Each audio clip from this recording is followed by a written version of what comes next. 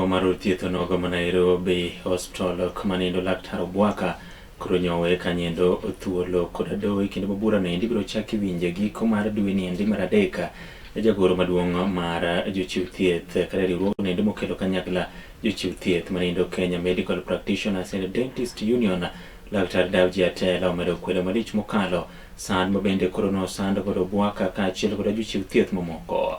Oyango ni ka gima kamano endo chako timore to koro gin kaka lakteche gibro bolo pangla gigi mag tich kendo rocho kanyo endo chendo mag thieth e pacho kaendi mangima ka oyango ni nitiere lai mowinjo bedi ni iluwo e kinde duto mar mondo mi koro ne kaka inyalo kete tim gigo eko mopogore opogore ka oting'o koda ka chik mogoli koda do.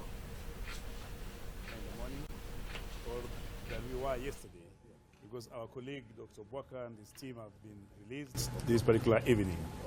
The implication and the injustice and the impunity that has been made upon them is not justified in whatever way. And it is not in any way something that should be done to anybody.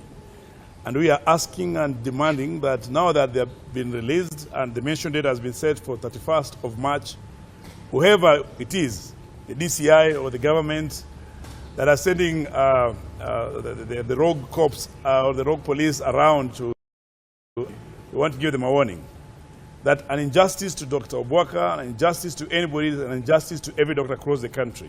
And we are saying that the same way the government is very keen to have the laws of the land protected. We are very keen to ensure that whenever there's a court order that is protecting our colleagues, this needs to be complied